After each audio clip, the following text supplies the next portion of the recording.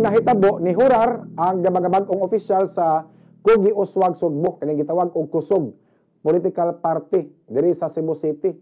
Lakip sa mitambong sila si Cebu City Acting Mayor Raymond Garcia uban sa iyang papa, iyang amahan si former Mayor Alvin Garcia nga maoy founder sa Kusog.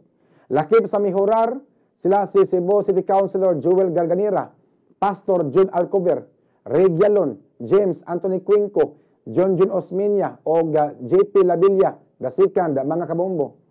Sa ato pahingpit na gyud ay nga nasiak ang ilang grupo, wa na gyud ay Rama Garcia tandem. Samtang ang ilang kauban sa grupo nga sila si Konsehal Dondon Hontiveros, Konsehal Joy Pesquera, Konsehal Philip Safra, Konsehal Francis Espares, Konsehal Noel Wenceslao, nagpabiling gyapon sa Partido Barog, Team Rama. Samtang ang uban undecided pa. Wa pa maka-desisyon kung asa mo tapon nga partido. Wa pa kahibalo kung asa sila mo tapon nga partido murag naniid pa sa panahon. Pero katong mga konsehal nga BOPK, sama nila ni Konsehal Jose Abilanosa, Konsehal Joy Yang, Konsehal Mary Ann de los Santos o Konsehal Nestor Archival, magpabiling yun ni sila nga BOPK. Kay matod pa silang leader, walang iwanan. Murag aligre kayo ang eleksyon mga kabombo kay sayod ta sa Cebu City, daghan kayo ang nagpakita og interest nga managan sa umabot nga piniliay. Aba nga akong naobserbaran nga murag dunay duha ka kagaw ang nasagol karon sa partido sa Kusog.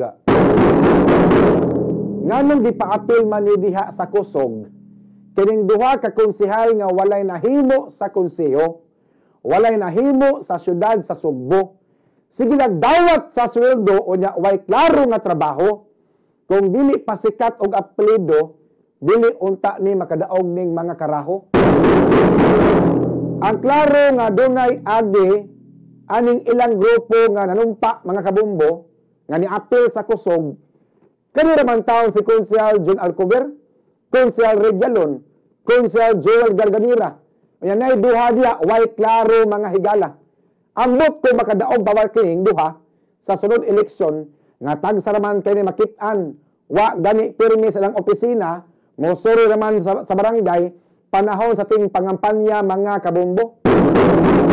Wala gani sila masayod kung unsay mga problema sa ilang mga konstituente.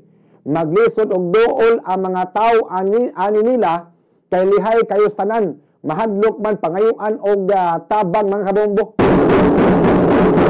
Manang uban mga tao maadtog opisina konsyal, wa may opisina, wa may tao ang opisina konsyal, maabot lang diri